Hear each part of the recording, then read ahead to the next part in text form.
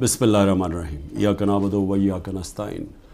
मेरे पाकिस्तानियों, जब तक ये पैगाम आप तक पहुँचेगा मुझे ये अरेस्ट कर चुके होंगे और मैं जेल में होऊंगा।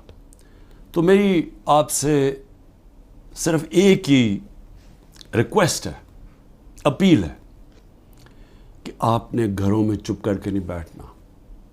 मैं ये जो जदोजहद कर रहा हूँ ये अपनी ज़ात के लिए नहीं कर रहा, ये अपनी कौम के लिए कर रहा हूँ, आपके लिए कर रहा हूँ, आपके बच्चों के मुस्तकबिल के लिए कर रहा हूँ। अगर आप अपने हुकूक के लिए नहीं खड़े होंगे, आप ग़ुलामों की ज़िंदगी गुजारेंगे, और ग़ुलामों की कोई ज़िंदगी नहीं होती। ग़ुलाम ऐसे होते हैं जैसे चूंटियाँ ज़मीन पे होती हैं, उनके ऊपर परवाज़ नहीं होती। और ये बड़ी ख्वाब का नाम था पाकिस्तान, नारा था ला इलाहा इल्लल्लाह। पाकिस्तान का मतलब क्या कि हम कोई इंसान के सामने नहीं झुकते। ला इलाहा इल्लल्लाह इंसान की ग़ुलामी से हमें आज़ाद करता है।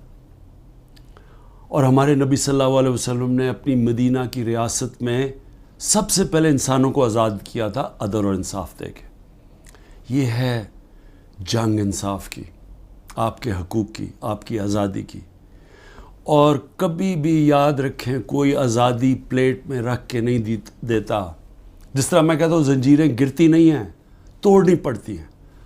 पुरअमन एहतजाज आपने करते रहना है जब तक कि आपको आपका हक नहीं मिलता। और वो सबसे बड़ा फंडामेंटल राइट है वोट के ज़रिए अपनी हुकूमत मुंतखब करना, ना तो किसी और कोई कब्ज़ा ग्रुप इस मुल्क के ऊपर कब्ज़ा करके बैठ जाए जो आज कब्ज़ा करके बैठा हुआ है। शुक्रिया।